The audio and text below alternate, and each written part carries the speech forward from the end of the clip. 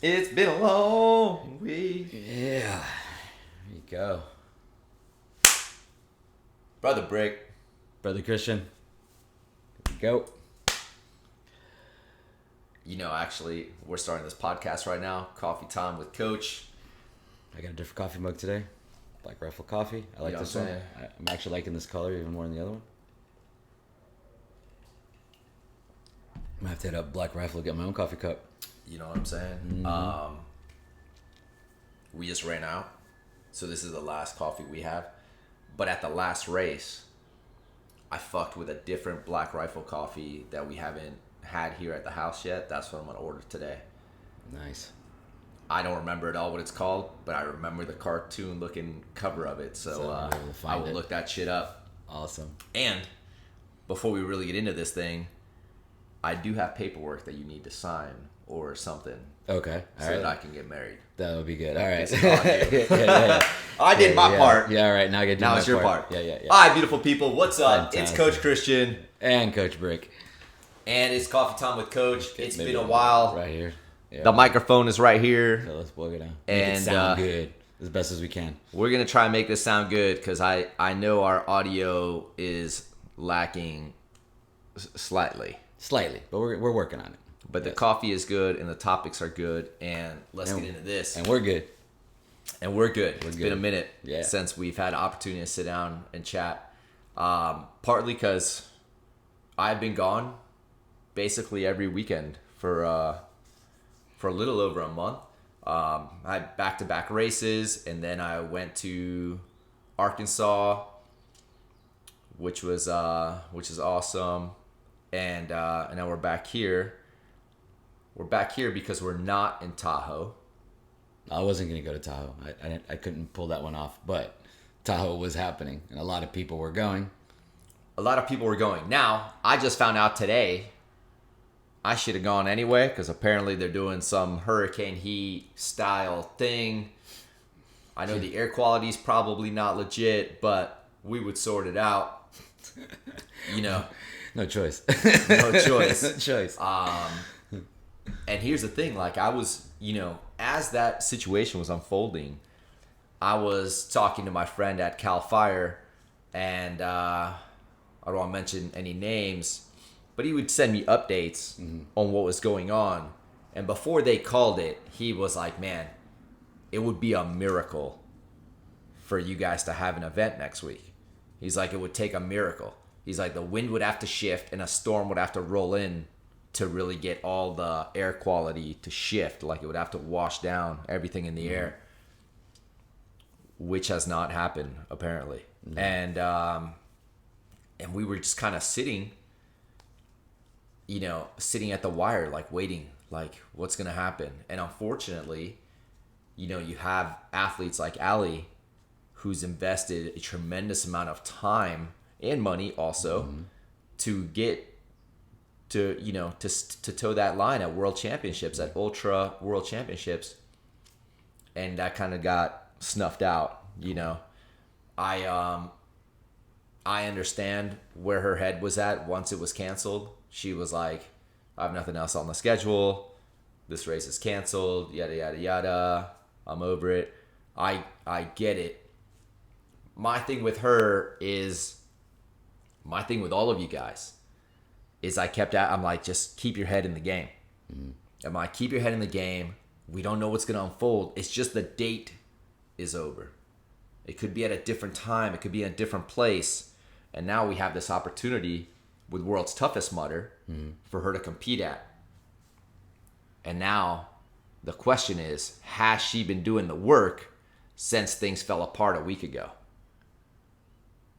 And only she knows. Right. But that's what's going on with a lot of people. And that's why I tell you guys, you got to keep your head in the game. It doesn't matter. All these things are there to derail you on purpose.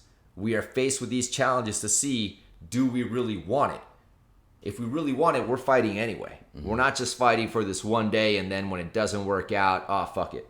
Yeah, I mean, I think the overall purpose, at least for how I've put in my energy towards this, is to be battle ready the whole time. It's not just about this one race. It's the consistent pecking away at consistently being good and being better You know, even with the 75 hard, it's like it wasn't just about that 1 year. It was about the consistency of changing my life permanently from there on in, not to slip back into bad habits as some of them I have, and a lot of them I have not, and being able to keep pushing forward to be ready for anything. It's not just about a race, at least for me. It's about life. It's about life. It's about the full on journey and being able to be ready to throw it down and be badass at any point and not slip into, you know, obviously if you're preparing for a race, it's extra, you know, you're going consistently at a very high clip, you know, when you have a very specific end goal that's a month out. But I think slipping back too far could be really detrimental overall. It would undo all the work. I'm not saying that's what she's doing, but I know a lot of people do, myself. You know, all of a sudden, you know, that thing gets taken away and you're like, oh, and you get distracted and you fall back into old habits. You know what I'm saying? After 75 hard, I ate fucking cake. Yeah. I was at a house and they had a bunch of different flavors of tres leches. And you went through all of them. And I had to know what all of them were independently. You could in good conscience because you weren't at 75 hard. You know, and I could. Yeah. And I had done the work. I'm like, oh, let me try it. Strawberry. It was amazing. Uh-huh. But let me ask you this. Is it in your refrigerator right now? It is not in the refrigerator. Yeah, well, I mean, you know. My fridge right now, beautiful people, this is a good thing to do if you're trying to get on track. You just have to have a fridge that looks like mine. It has in it sparkly water. It has in it coffee, meat, and eggs. That's it. It's very sparse in there. Wow. Basic. You don't need it. You know, wife-elect is out of town. I literally don't need anything except for meat and eggs in the fridge. I can't even imagine what else I would put in that shit. Like, what do you put in the refrigerator? I don't know, man. A lot of fruit. I do fruit. Oh, yeah, I don't fuck with that much fruit. Yeah. I could probably fuck with a fruit or two. Yeah, I definitely do. I do a lot of fruit. The kids do a lot of fruit. I do like the Opti Greens 50.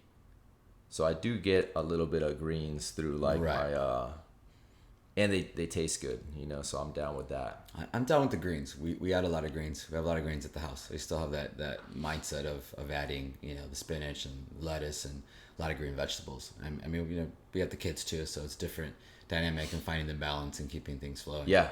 So I'm big on that. Talk about 75 hard. You know DJ from the Andy Frizella podcast? Mm-hmm. So we just linked up on Instagram. Oh, cool. I see you, DJ. I think you're on day 17 right now, 75 hard. So stay at it. That's what the fuck is up. We've both been down that road. And how could he not though? He's around Andy. I mean, yeah, it's true. It's true. That'll be epic fail. I mean, I can't imagine how he wouldn't berate you if you tripped up. But anyway, that's awesome. You're 75 hard, or how did that work out? Say it again. Aren't you on 75? I'm not on 75. No, okay. No, I finished 75 hard. Oh, that's right. You did finish. Yeah, That's right. Like a month ago or something. That's right. That's right. I forgot about that. Yeah. Phase 1? Not yet. No, because I don't want to. Post wedding. Yeah. So I have the wedding coming up, but also I'm doing like this NASM thing right now that takes up a lot of time, and I don't. As much as I love all those books, 2 of those are not finished in that rack right there. Mm-hmm. Those books are going to take time away from my schoolwork. Right, it makes sense. You know what I'm saying? 100%. And I feel like if my 10 pages a day is my schoolwork, I kind of feel like that's fucking cheating. You know what I mean? So I'm like, my diet is good. While we were in Arkansas, we ate and drank and partied. And I did have a tres leches day. One day. Arkansas? Not in Arkansas. I was about to say, how'd that happen? 2 weeks ago. But past that, you know, I'm back to sticking to the script. Now, I was trying to talk Allie into going to World's Toughest Mudder. What date is that one? Fuck, I don't know. Is your phone handy? Yeah, it's right here. World's Toughest Mudder. Look it up. Where is Young Warren? Where's Young Warren? Yeah, apparently. Pull this shit up for us. Uh-huh. I've never been to a World's Toughest Mudder. However, it is something that I've thought about several times in the past. November 12th and 13th.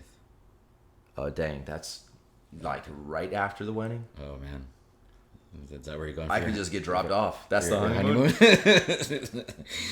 Oh my god! I'm so glad White Collect is not even here to hear this. But it's being recorded. I doubt she watches this whole thing. It's very long, but you know, it's in Alabama, so I literally could stop here on the way home from the wedding. Literally.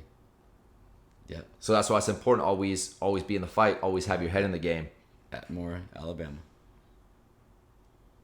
All right. Possibility. Possibility. Possibility. Right. So Possibility.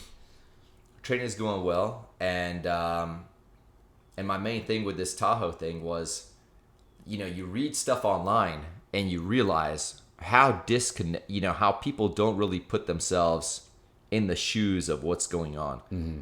It obviously is not Spartan Race being like, oh, let's just cancel this event. Mm-hmm. These guys have printed thousands of finisher shirts specific to that date and that venue. Done. Medals, like all of this shit. Mm-hmm. You know, it's a force majeure situation. Like, you can't contend with a fire. You just can't. And you also have gear and all these operations moving in that direction. Logistics. Because everything is being canceled a week out. So you have all this gear making its way across from wherever it's being housed, and people and personnel that were en route that now have to be diverted. Yeah, it's great. I'm glad I was not anywhere near having to handle that. That's logistical. That must have been an absolute nightmare. And to all you guys that were signed up, and I've read a lot of really negative shit online that people are writing about this situation. Look, man, it's not anything anybody can do, right? But there is something you can do. You can stop complaining and keep doing the work, one foot in front of the other, and just be ready for now World's Toughest Mudder. Okay. Just transfer your registration.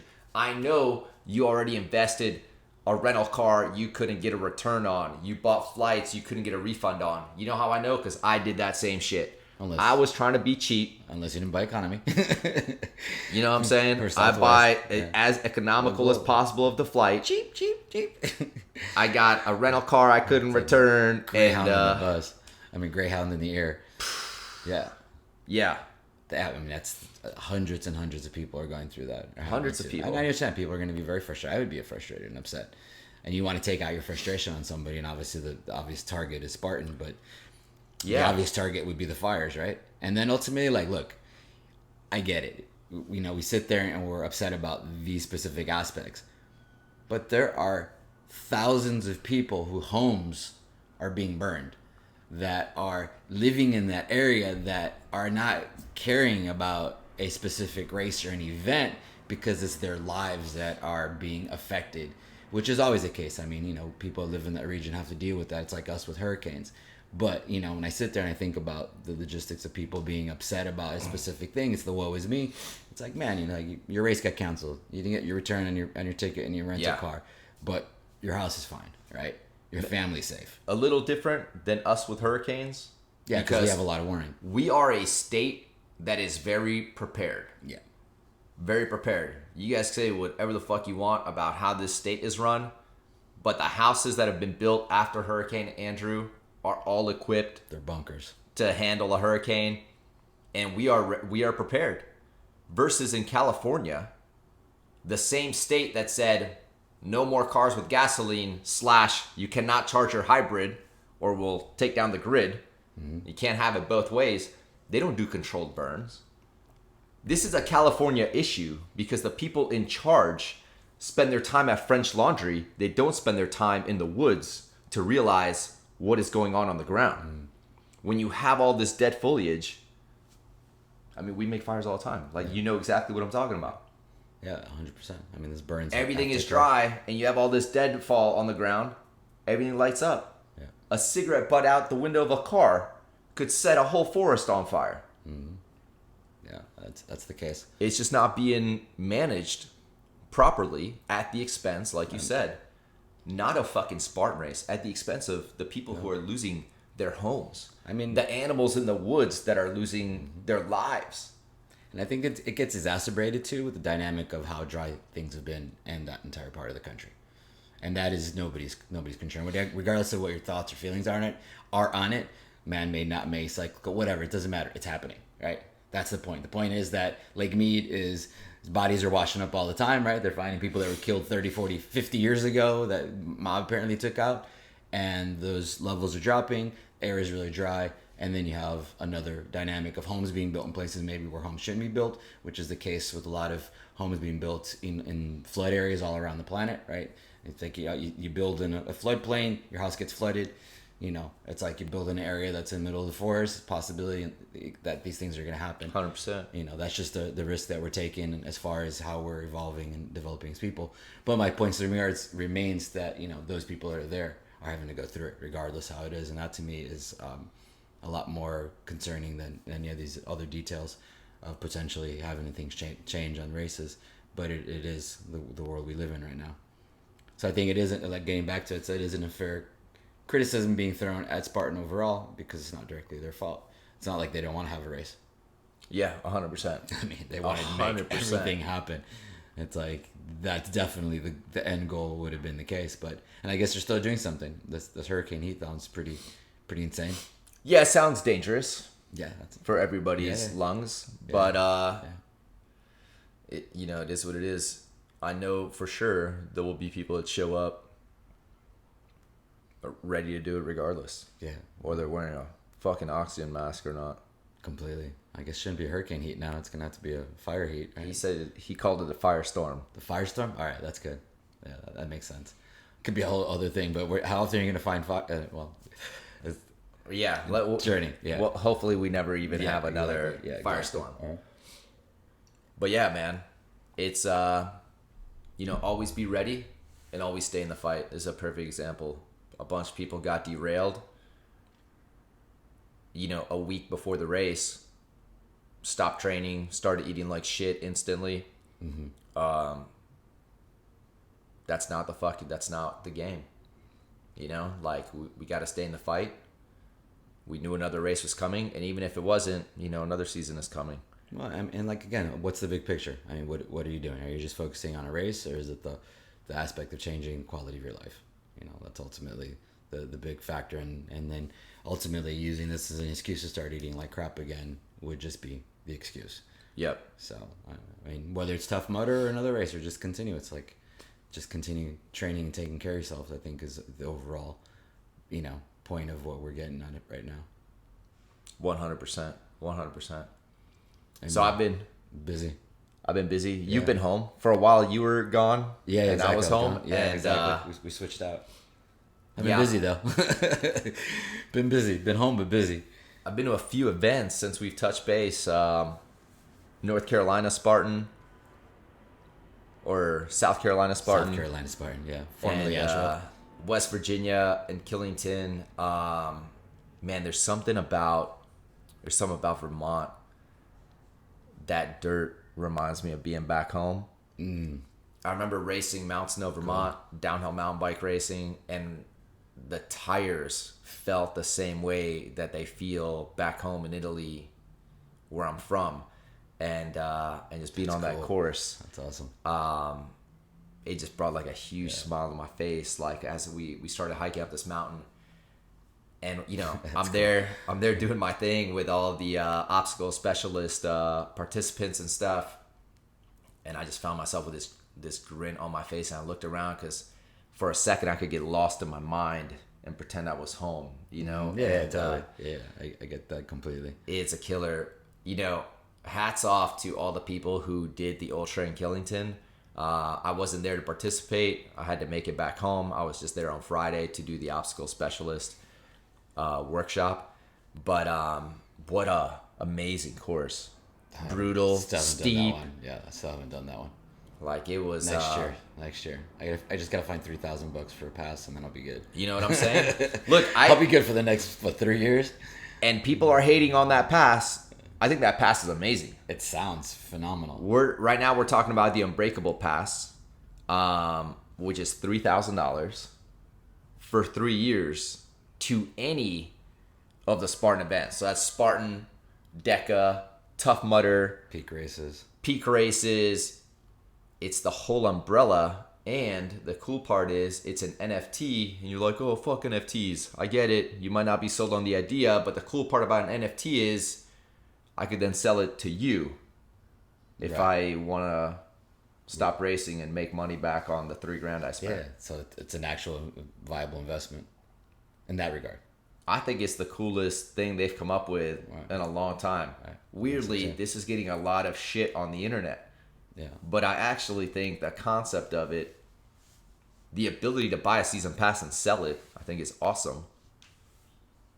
And guys, like, if you guys are into racing, if you're going to go to a race next year, 2023, don't buy the season pass. But if you're going to a handful of races, that $900 completely changes the game because you're going to spend that money anyway. Mm-hmm. And you're not going to have the merch perks and just the ability. Young Warren and I, we do this all the time. Like, we don't sign up to races till like the last minute.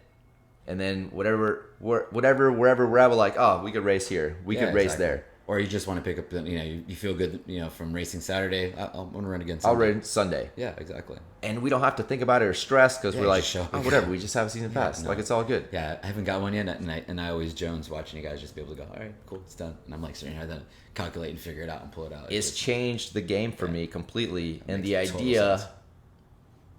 of having that for 3 years for everything, for DECA, for Tough Mudder, for all of it. everything. Dude, that's killer. I mean, right on. I think the date's already out for Death Race for next year already, and that would cover that. I think someone For the summer death race? Yeah, someone reached out to me already. So I mean, that would cover that. Yeah, I'm doing it again. I'm not even. Damn, I'm not even hesitating. I got about it. chills thinking that death race is coming. Gotta do it again. And it's not like it's coming tomorrow. No. But now that you said it, now it's like, now it's coming. It's coming. It has to have. I got to take what I learned and take it to the next level. 22 hours needs to become, further and anyhow, that caveat, rabbit trail, rather.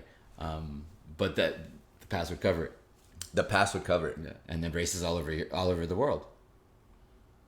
And the race all over the world. Yeah. Oh, we were talking about that when we were at European Championships in Italy a couple years ago. The races were so much more money than they were here. Like, it was outrageous to sign up for that trifecta. This pass works all over the world. It's amazing. It's amazing. Yeah. Now we just need to rob somebody. Or borrow. we could go a nicer route. They said they might have financing options available. That actually makes a lot of sense. Wow. I didn't even think about that as an option. Yeah. Instead of dropping $3,000, being able to make that monthly payment would be. Yeah. I wonder how that would work. Well, I have to look into that. That sounds, it sounds like killer opportunity. If you're into the racing and you're into the culture and the community, Tough Mudder. It just covers so many races. It's really cool. Yeah. And what you touched on right now, the community, I think that's such an important part of obstacle course racing. Like one of the races we were at recently in West Virginia, we got to camp out on the race venue, which is something that I made a whole pitch deck and PowerPoint for Spartan, like early in the year to have Spartan base. I was there. You were there. I was there. Uh-huh. And to see a little bit of that unfold, I was like, man, this could be so epic next season. It has that like festival feel to it. It has a festival feel. Instead of going to watch someone perform, and you are the one to be watched. You go out there, you perform, and you come back and you take camp out, and you have a cold shower. Then you're at your tent, and just be able to camp out and eat, and then you're like surrounded by your friends and family. It's like it's the community, it's the culture. Dude, it was the best, man. Like I'm hoping we can pull that off one more time this season, maybe Central Florida, and then I'm hoping that this becomes a thing. Maybe Central Florida next season, and next season. Oh, so Central Florida. There's no H3, but there is a 4-hour hurricane heat. Right. They didn't get enough people to sign up for the 24, which I feel guilty about because maybe if we all had not procrastinated and just signed up, it might have been enough fucking people. Yeah, it really would suck to know that it was because of like 3 or 4 people, right? Because if we had 3 or 4 people, it possibly was 3 or 4 people. Because There there was like 10 of us that are going that didn't sign up. Oh man. However, I told Andy that I would do the 4-hour, and I think we should all do the 4-hour. Yeah, I mean, I think we'll be there. Our 4 hours would be great. Yeah. I mean, I was looking for 24. I was looking forward to the 24 because I haven't done the 24. I just want that 24 patch. Yeah, it's all about the patches. You know what I'm It's saying? all about the patches. So Central Florida, yeah. I mean, that'll be going. Are they moving? So are they doing World Champions at World Toughest, or where's World Champions? Is everything being moved to that date? For Kids World Championships? Yeah, or no, Kids is in Central Florida. What was supposed to happen in Tahoe? The Ultra World Championships is going to be World's Toughest Mudder. It is going to be that one. Okay. Yeah. All right. So that'll be interesting because I wonder if they're going to have Spartan obstacles on that course. Oh yeah, I'm wondering. Or if you're going to do laps of Funky Monkey. Yeah, exactly. You know, and these other Tough Mudder specific obstacles. Yeah, and then which I would be cool with if it was like a fucking hodgepodge, like being able a mesh of those. I think that would be super sick, actually. Adding a time chip, 'cause Tough Mudder doesn't have time chips. But World's Toughest does. World Toughest. Okay, all right, cool. I didn't know that. All right, I've never run that one. Yeah. Yeah. Yes, exactly. We'll see how that works out. So, which out of those events that you had in the last month, which was the one that sticks out? Oh man, so I think maybe Seattle is the event I had the most fun at. You never know what goes on at the obstacle specialist workshop. So for you guys that are just tuning in, the Friday before Spartan race, Saturday and Sunday, there's the obstacle specialist workshop where you get to be on the course at the venue with a obstacle specialist instructor, in which in a lot of cases ends up being me. There are 3 other coaches on that staff, I think. But you get to see the obstacles firsthand, and you get to hear like the tips and tricks, the race strategy specific to that course, to how that obstacle plays out on that course, where it's at, and it really goes a long way. That being said, sometimes it's first timers. I feel like in Palm Beach, when you did it with me, it was mostly like people for their first race. Yeah, more than half. And then sometimes it's a bunch of people that are running age group, which in Killington, everybody except for one person there was like an age group competitor. They were all there to like dial little things. Well, that makes sense because it's Killington, which is very cool. Yeah. But in Seattle, we had a mix of that, and we also had a big group. So we were able to do a lot of fun stuff. Like I do this pullover. There's an obstacle, which is a box, and I do a pullover on the box. I know you're going to comment that it's illegal. It's actually not. I wear the blue shirt. I know what's up. But we got 8 people in that workshop to do that pullover. Yeah. And, dude, that was like the coolest thing. And I became friends with a bunch of people in that workshop. And 2 of those people are now on my roster. So it's that event was really, really cool. And then obviously, like, man, Killington was so pretty. And probably this is the time I had the getting from one obstacle to the other the most down, because I was able to get like the latest GPS map from the last person who ran the course with all the obstacles laid out. Okay. So instead of just looking at like my paper map, like I could see in real time, like we could cut through the forest right here and go from this obstacle to this obstacle, because I could see where they were on the GPS. So that made it real fun too, because then we got to hit more stuff. But we also got to walk like not the course at all, and like go through different trails, which are very, very pretty. Awesome. Vermont's just a pretty place, man. Yeah, it's really nice. I haven't seen it in the winter. I don't know if I can handle that right now.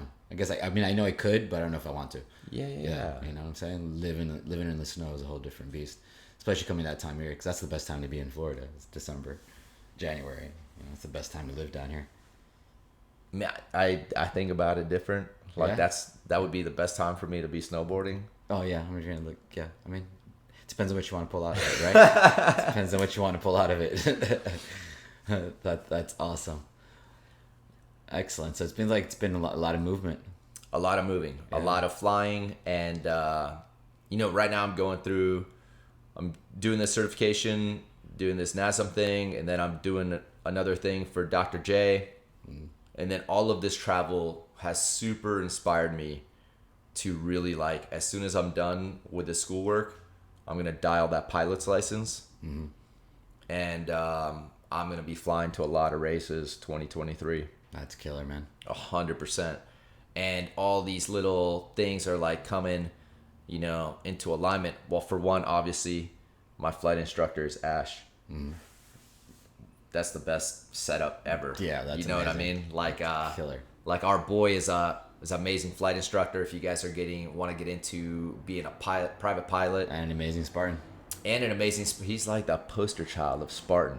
Every race, man, he has like it down. You don't even have to know his name. We'll amazing. describe him. You've seen him on Spartan's Instagram. He is this sexy looking chocolate man. That's like every single photo is a photo of Ash. It's amazing. But he nails him. He knows the camera. It's like he just every Nails it. single He time. does have an acting background, Yeah, no, and he's using it to the and full. he uses it fully. Perfect. Fully. Use of the camera is definitely there. But So that's awesome. I'm actually heading out to the not Air and Sea show, but to see the Air Expo at Opelika in a little bit. Taking the kids. I guess What they're is going having- on there? So they're doing like one of those like expos for air and things becoming a pilot and it's just like a whole event over at the Opelika. So it's like they have air simulators there, flight simulators rather, and I think the kids will have a lot of fun. They'll be talking about. I just picked up the yoke and throttles for Flight Simulator last night. Did you really? Yeah. So I think it's gonna be fun going out there. I was just mentioning it because you're talking about flying. So I would think about that. Do you guys fly out of Opelika or no? We fly out of KTMB, because that's where he does like his flight school that's out his of. airport. Yeah. But as soon as we have a plane, Opelika is probably way closer than KTMB. Yeah, I mean Opelika's right there. Yeah, It's probably more expensive though. possibly. Yeah, I mean. Depending on what kind of plane we have, that shit might be tied down and not hangered, so it might not. Yeah, It might not be that bad. expensive. If we're buying like a 172, we could just park that bitch outside. Amazing. So we will see. But that's where my next education time is gonna go to really locking down that private pilot's license and being in a position where we just fly to all the races. I think that would be so cool, see the world from the sky. I know right now I'm flying to the races anyway, but it's totally different 30,000 feet up versus 7,000 or 8,000 feet up, Like you're literally seeing where you're going. Yeah. And you're like, you're flying it, so it's a whole different dynamic. Than It's a just whole different dynamic. literally going on autopilot in a commercial flight. Yeah, I think that adds to the whole journey. So let's think about pulling off peak races next summer. Death race, flying up to Vermont. We're gonna do it in the Hummer, but maybe we'll fly up instead. Yeah, I think we do have to do that in the Hummer, just because we said we were gonna do it last time, I like that idea, and we couldn't pull it off. But love that idea. But we could fly to a bunch of other races. Yeah. Look, the plane we rent going to Vermont would be like a long ride, but going to all the, the South races, West Virginia, North Carolina, South Carolina, Atlanta, like we could fly to all those races for sure. So that would be where my head is at for next year. I like it. It's a good game plan. It's a good game plan. Good game plan. Good stuff. Yeah, it's important. Excellent. I think. Yeah, I think so. To be an extraordinary gentleman, you have to be able to protect yourself, tie knots, make a fire, drive a car, motorcycle, boat, plane. I think there's some skill set to being able to have those things down. I think is essential. I think it pays dividends. I think 100%. I mean, and I think it transcends to just being, a man, but just having as a human being having those skill sets down. I think are important. Yeah, being a man is an important thing that's lost in our society right now. Well, I mean, the things are being just questioned. What that even means, like, what is being a man? What is being a woman is being questioned. And there's dynamics of that are quite the rabbit holes to go down. Yeah, I look at this. When people talk about the dangers of toxic masculinity, the biggest danger we have in this country is beta males. It's becoming that way. Yeah. And I think that the whole toxic masculinity becomes a misnomer. I think it becomes an excuse and a scapegoat for a certain type of personality that exists. And I think everything got thrown under that umbrella. And we've gone down that road for a little while now. And that ends up being used as an excuse for ill behavior. And the positive aspects of what it is to be masculine are tossed into there as well, which is a lot of things. And a lot of things get tossed in that direction. And I think what you're talking about, this beta man mindset, is definitely concerning overall. Because it's like, even when I was coaching the kids the other day, I was like, one of the other teachers were there and with boys and girls, and it was just like a moment of like, oh, be a gentleman and let the girl go in front. And I look at the teacher and I'm like, is that good? Is that what we're supposed to do now? Because I mean, are we supposed to be gentlemen? Because that whole mindset of like, okay, yeah, let the girl go first. Does a girl want to go first? Is it wrong to be able to do that? It was just a question, and we both kind of like look at each other and chuckle. I'm like, conversation for a different moment. But it was just like, even that is like the mindset. It's like I was raised with that idea, right? I open the door for Ani every time we walk to the car. Pull the chair. I don't give a fuck if we're going to Publix. I'll open the door for her. I can't imagine that is something that gets viewed as, someone will view that and be that and make that toxic, right? I hope they're offended as fuck.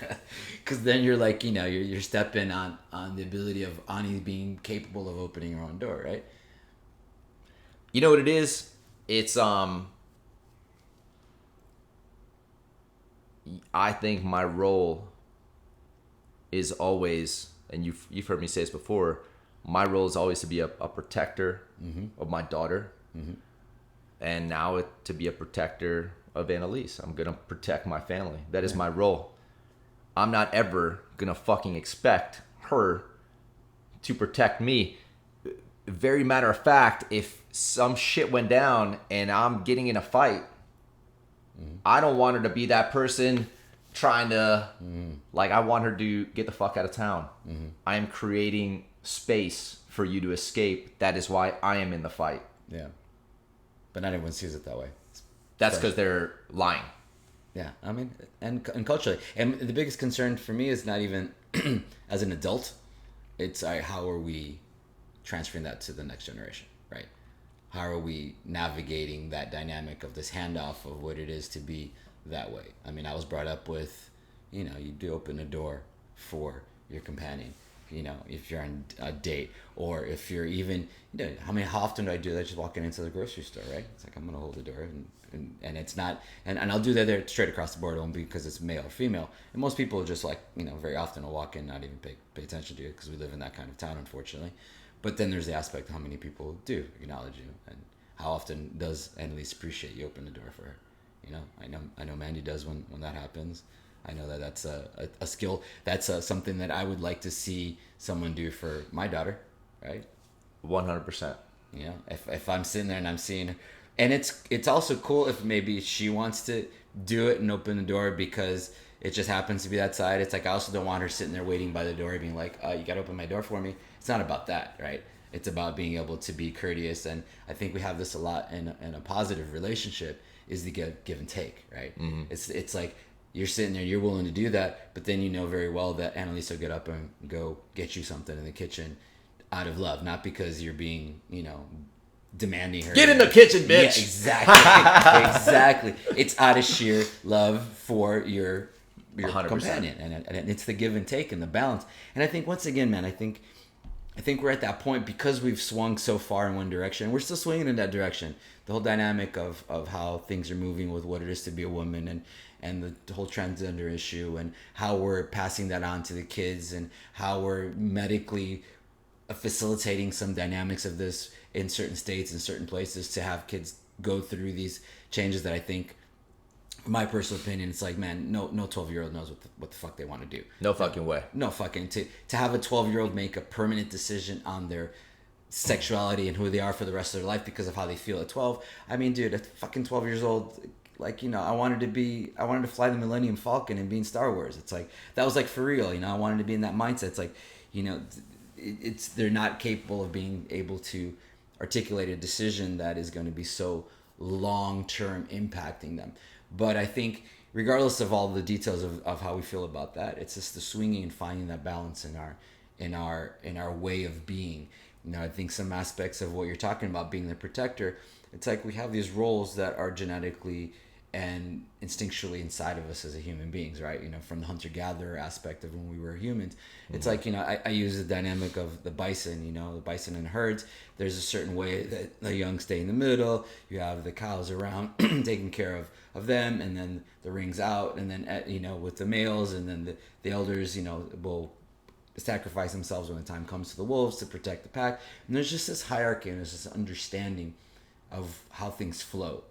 I think as humans, we have this ability to think and have this whatever free thought that it is.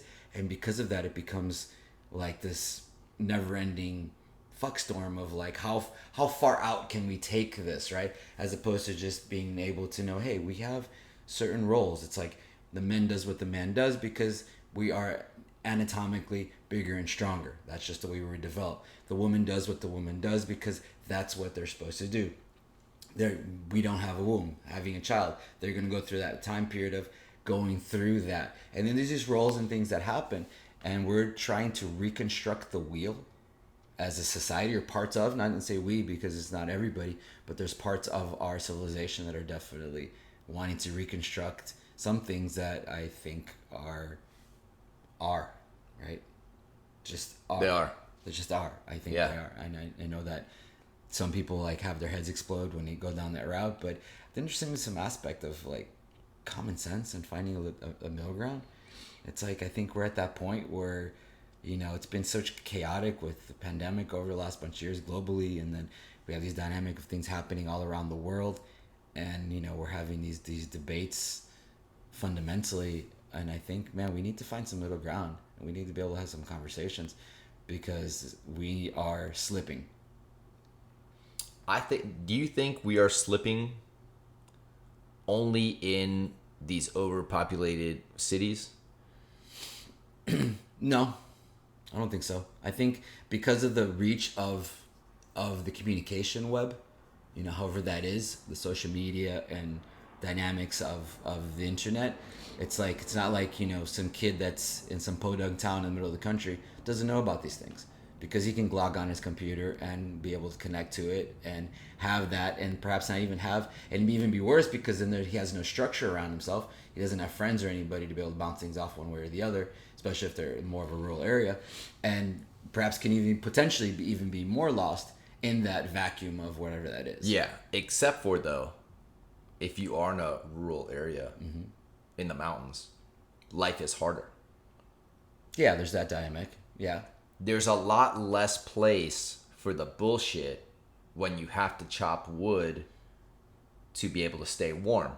Now it becomes obvious who the fuck is going to do that and who is not. You know what I mean? Versus here, nobody has to chop wood to stay warm. We just hit the thing on the wall, right? We don't even have to go grocery shopping. Not only do we not have to hunt, we don't even have to go to the store. Like, they will deliver the shit right to the door. Yeah, I've seen a lot of comedians take on that. I mean, that next step will be feeding us.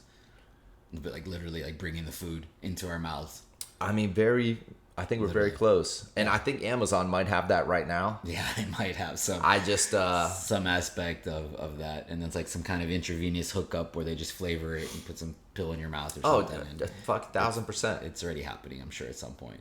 1,000%. And that's my point, you know, that balance aspect, you know, like we've gone to the extreme, and I mean, rabbit trailing to what you're talking about, because we'll go back to that, because you're talking about the aspect of thinking that someone's in that position is going to be more inclined to not be as quote unquote soft, right? Because Right. they're having to deal with life in a different way. Yeah, there's some validity to that, and that's going to be across the male and female dynamic too. Because I think, a girl that grows up on a farm, as opposed to a girl that grows up in Manhattan, are going to be two different dynamics. Just 100%. they're going to be some things that they're just going to do. They don't even think about chopping wood to a girl that grew up on a farm up north.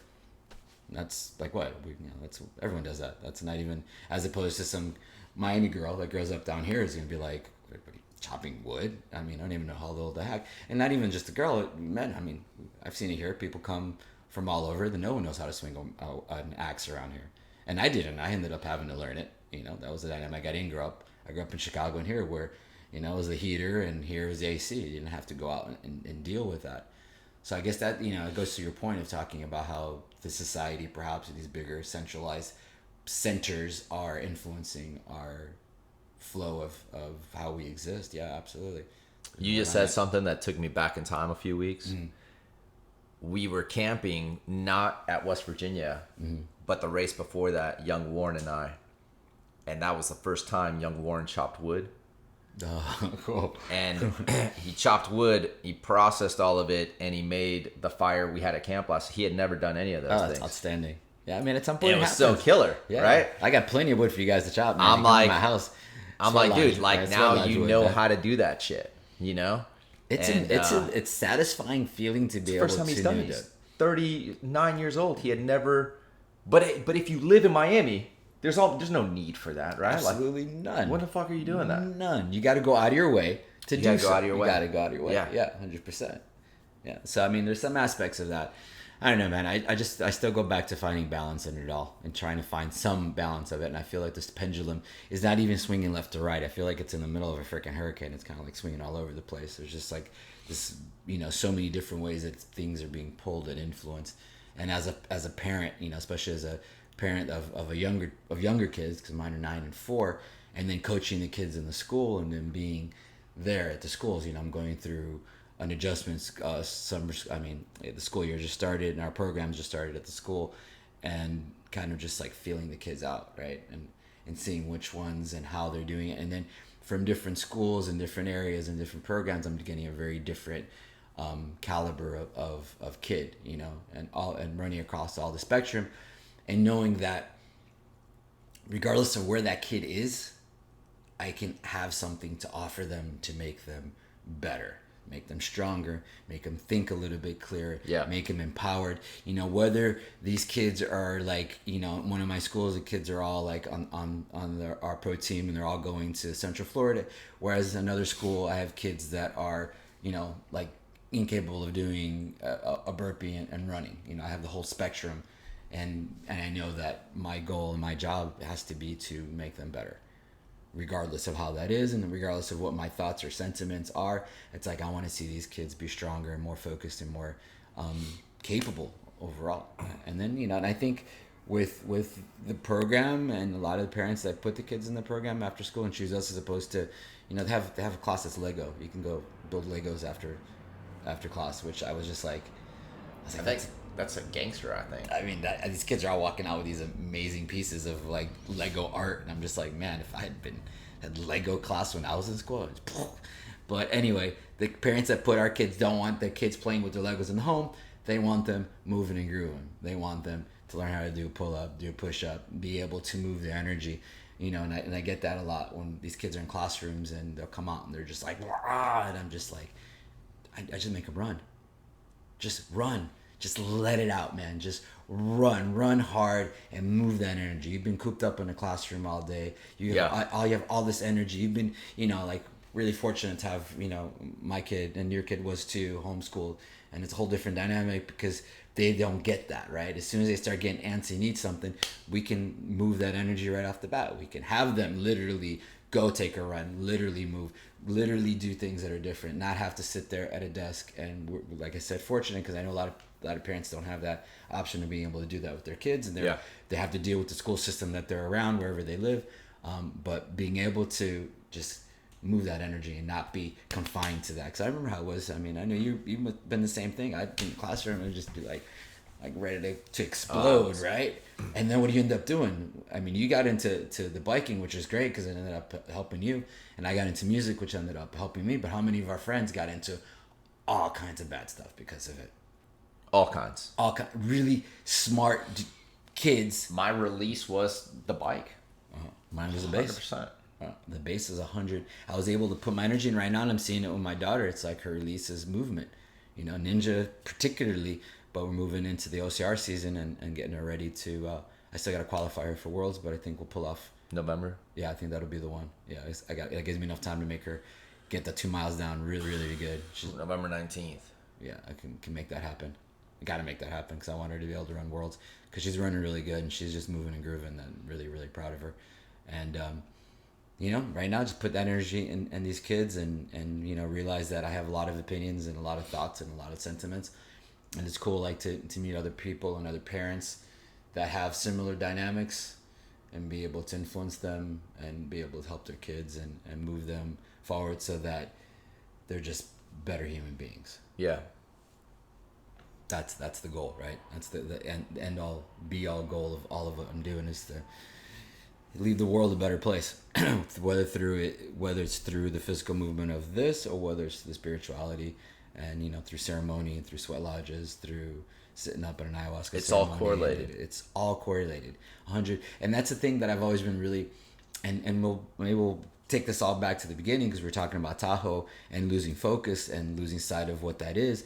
It's like the thing that I love about the spiritual path that I found personally is that it really not related, but it really connected with this warrior thing, this mindset that I've had since I was a small child, right? You see those movies and you read those stories and those tales about great civilizations and Spartans and the knights and warriors and the whole spectrum of what it is to be warriors, right? And then following a spirituality that is a warrior-based path because it comes from being tribal, still comes from being somewhat the hunter-gatherer where we're working together as a collective, as a tribe, as a clan to be able to survive because we need each other to fight off the saber-toothed tiger or to go hunt the bison or to fight off whatever it is and keep us alive, and finding the connection where it is that spiritual path, right? The physical path, and then the mind as we develop further. To me, that's what my life is, right? That's what I'm trying to do. That's why I will still get in 2 workouts. Some days it'll be 3 workouts. I came home, I had 2 workouts yesterday, came home and the mobility stretching ended up becoming a whole other workout as I was doing it, and I feel great for it today. Could have actually done some more time with it, but it's a way of life, right? It's a way of life. And if our mindset is there, it's like, our roles of what is male and what is female, it's like it kind of resolves itself in that environment, right? Because people are going to do what they have to do. Mm-hmm. It's like one of the things that I know we are blessed with our companions is that our companions are badasses, right? They'll go out and do it. We know that if shit hits the fan, I don't have to worry about what my companion's going to do. I know she's going to be my side, making whatever happen as best as possible, right? Yeah. And that is something that I want to know that my daughter has and my son has.